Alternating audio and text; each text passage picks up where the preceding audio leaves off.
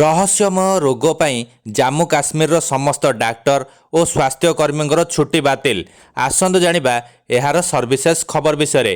ଜାମ୍ମୁ କାଶ୍ମୀରର ରାଜୌରୀରେ ଏକ ରହସ୍ୟମୟ ରୋଗ ଦେଖାଦେଇଥିବା ହେତୁ ଡାକ୍ତରମାନଙ୍କ ଛୁଟିକୁ ବାତିଲ କରାଯାଇଛି। ଏହି ରହସ୍ୟମୟ ରୋଗରେ ଏବେ ସୁଦ୍ଧା 17 ଜଣଙ୍କର ମୃତ୍ୟୁ ହୋଇସାରିଲାଣି। ଅଚାନକ ଲୋକେ ଅସୁସ୍ଥ ହୋଇ ମୃତ୍ୟୁବରଣ କରୁଥିବା ଘଟଣା ଏବେ ସମ୍ପୃକ୍ତ ଅଞ୍ଚଳରେ ଭୟର ବାତାବରଣ ସୃଷ୍ଟି କରିଛି। ଏଥିପାଇଁ ଡାକ୍ତରମାନଙ୍କୁ ସକ୍ରିୟ ରହି ଏହି ବିପଦପୂର୍ଣ୍ଣ ସମୟରେ ସମସ୍ୟାର ସାମ୍ନା କରିବାକୁ କୁହାଯାଇଛି। ତେବେ ଏବେ ସୁଦ୍ଧା 230 ଜଣ ଲୋକଙ୍କୁ କ୍ୱାରେଣ୍ଟାଇନ୍ରେ ରଖାଯାଇ ସାରିଲାଣି। ଏନେଇ କେନ୍ଦ୍ରମନ୍ତ୍ରୀ ଡକ୍ଟର ଜିତେନ୍ଦ୍ର ସିଂ କହିଛନ୍ତି ଯେ ଲକ୍ଷ୍ନୌର ଟେକ୍ନୋଲୋଜି ଲାବୋରେଟୋରୀ ଦ୍ୱାରା କରାଯାଇଥିବା ପ୍ରାଥମିକ ତଦନ୍ତରୁ ଜଣାପଡ଼ିଛି ଯେ ଏହାର କାରଣ କୌଣସି ସଂକ୍ରମଣ, ଭାଇରସ୍ କିମ୍ବା ଜୀବାଣୁ ନୁହେଁ ବରଂ ଏକ ବିଷ ଥିଲା।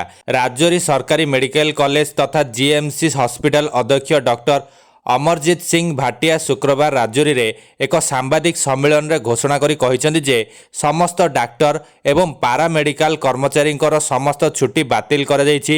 ଗତ 1.5 ମାସ ମଧ୍ୟରେ 3ଟି ପରିବାରର 17 ଜଣ ରହସ୍ୟମୟ ଅବସ୍ଥାରେ ମୃତ୍ୟୁ ପରେ ପରିସ୍ଥିତିର ମୁକାବିଲା ପାଇଁ ଶୀତକାଳୀନ ଛୁଟି ମଧ୍ୟ ବାତିଲ କରାଯାଇଛି। ସେ ଆହୁରି କହିଛନ୍ତି ଯେ ଜାମ୍ମୁ ଏବଂ କାଶ୍ମୀର ସରକାର ଜାରି ରଖିଥିବା ସ୍ୱାସ୍ଥ୍ୟ ପରିସ୍ଥିତି ମଧ୍ୟରେ ମେଡିକାଲ ସପୋର୍ଟକୁ ସହାୟତା କରିବା ପାଇଁ ଜିଏମ୍ସିରେ 10 ଜଣ ଅତିରିକ୍ତ ଡାକ୍ତରୀ ଛାତ୍ରଙ୍କୁ ନିଯୁକ୍ତି କରିଛନ୍ତି।